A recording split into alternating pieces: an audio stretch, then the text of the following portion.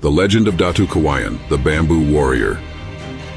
Datu Kawayan was born in the shadow of Mount Apo, the highest peak in the Philippines.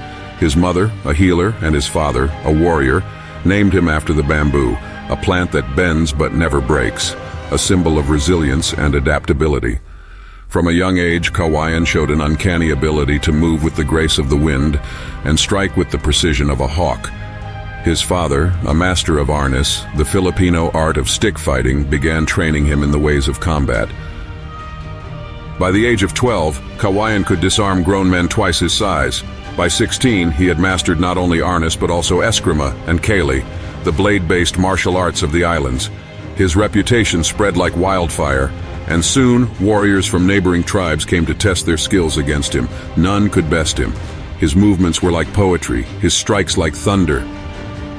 Filipino Martial Arts, FMA, were both revered and feared. They were not just techniques of war, but a way of life, deeply intertwined with the culture and spirituality of the people. However, they were also controversial.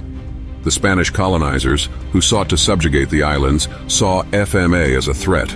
They banned the practice, fearing its effectiveness in combat and its ability to unite the tribes. But Datu Kawayan refused to let his people's heritage die.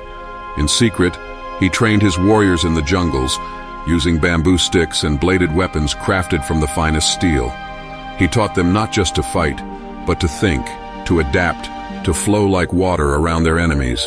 His warriors became known as the Balara, the blade dancers, feared and respected across the islands. The Spanish, determined to crush the resistance, sent a fleet of ships to Kawayan's coastal stronghold. The battle that followed would become legend. Outnumbered and outgunned, Kawayan and his warriors used the terrain to their advantage.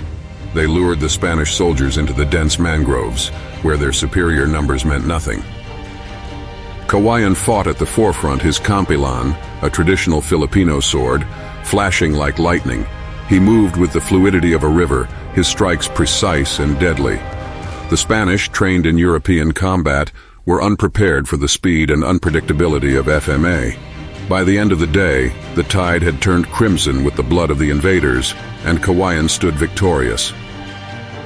Datu Kawayan's victory was short-lived. The Spanish, humiliated and enraged, returned with greater force. Knowing he could not win a prolonged war, Kawayan made a fateful decision.